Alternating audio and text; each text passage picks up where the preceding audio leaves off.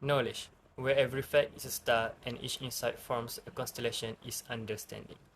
In this cosmic library, curiosity is the compass and intellect is the guiding light. The fact that you can obtain it as much as you want with every kind of method in this modern world. Now, be specific. Step into the world of online learning, where knowledge knows no bounds, and the classroom is as vast as the digital horizon. Unleash the curiosity, engage with dynamic content, and embark on a journey with discovery from the comfort of your own screen. Welcome to the realm where education meets innovation and learning transcends the traditional boundaries. So today, I will talk about online learning. So, what is online learning? Online learning has become a prominent educational alternative, especially in the wake of the digital age. While it offers numerous advantages, it also brings with it a range of detrimental effects. This introduction will explore some of the negative consequences associated with online learning, including issues related to social interaction and the potential for develop unmotivated students and also lazy students. Understanding this drawback is essential for comprehensive assessment of the online learning experience. There are few drawbacks when using online learning as a main method for yourself to gain a knowledge or study. This is because it have a disadvantage and advantage based on how you can adapt using it. Like for the first disadvantage is limited face-to-face interaction. Online learning lacks the in-person engagement found in a traditional classroom, potentially reducing opportunities for real-time discussion, collaboration, and social interaction. If this thing continues to happen in the next few years, not only it will affect the study, but it also can affect the social skills of how to communicate in person. This happens because people get comfortable with using the messaging app instead of going eye-to-eye conversation. This will affect the confidence and social skills of a person to talk, like being stutter, nervous, anxious, and so on.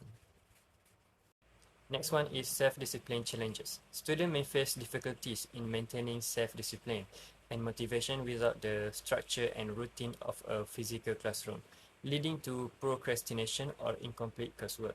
To keep a good performance in online learning, a student also need to push their self-discipline. You cannot 100% hoping for a lecture, but you also need to push yourself to become more self-working.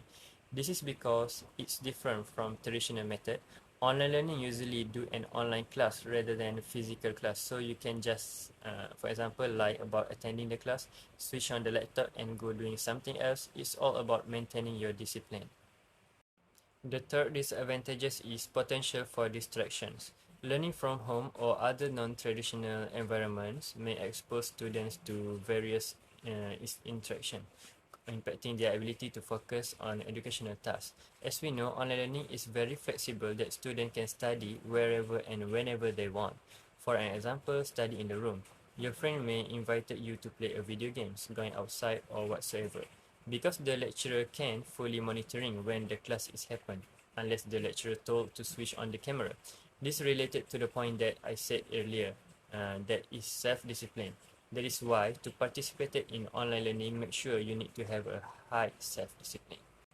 Beside of the disadvantages, online learning actually lies in its duality, depends on student how to take advantage of it. So there are few advantages that I have listed down when using online learning. First is the flexibility. Students can access materials and lectures at any time, accommodating different schedules. But like I said earlier, this need a very high self-discipline to make sure you can keep yourself in a true path. Once you got distracted or feel lazy all of a sudden, then everything will gone. This also means that it's ideal for individuals with work or family commitments.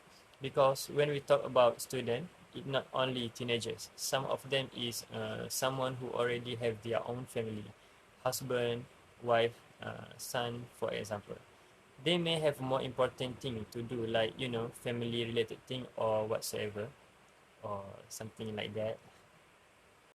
The second advantage is cost effectiveness. Reduce expenses associated with traditional learning, such as commuting, accommodation, and printed materials.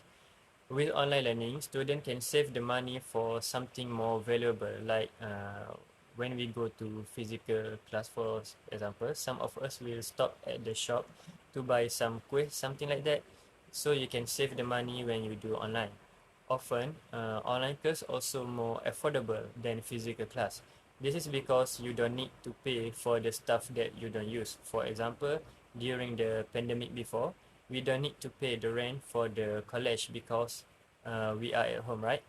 And the last one is enhance skills in modern technology. This can develop digital literacy and technical skills through the use of online platform and tools. By joining the online class, students can learn on how to find the information more efficient than before. Right now, we have a very plenty of platform that serve the information and the source of variable things around the world. This is also a very big game changer because instead of using it only for study, learners also can use for demands of a technology-driven world. This skill can be used when you're working, doing your daily basis, and so on. So, what can be concluded from this presentation? Online learning provides undeniable flexibility and accessibility. It still depends on the student on how to get the benefit of it because both online learning and traditional learning have sacrifices that you need to do to make sure that you will get a good grade in your studies. For example, online learning is more flexible, but it have a less dynamic compared to traditional learning. Uh, Everything you want to access is in one place, in your laptop, phone, file, drive, cloud, application, and so on. So students need to be more self-working to ensure all the benefits is used from this. Like what's the point if you have all of this advantage but didn't use it properly? Didn't do a revision, study, all of this will useless because it's just there and no use. For traditional learning, it's more to dynamic learning that students need to be more active, like go walking to the class, asking a question with the lecturer, meet a lecturer if there is a personal question that you need to know. You don't need to put more effort if you already done everything in basic, like focus in class, do the example lecturer told you to do, and so on. When you don't go to class, you will not get the knowledge that you miss. Different to the online learning. The knowledge is still there, but if you didn't use it properly, then it will be useless. For example, you attend the online class, but just leave the laptop open and you're going to do something else like play games or anything. And the suggestion or recommendation that I want to make, personally, I will go straight to the point. Personally, for me, I will recommend traditional over online because it will train me to be more hardworking compared to the online because I am type of person that like to choose to go with easy way if you have an option. So if need to choose one, then I will pick the old school. If there is online learning, I think I just will not take things serious and it will affect my result. But for you guys, you are the decision maker, of course, whether traditional or online suits better for you. Thank you.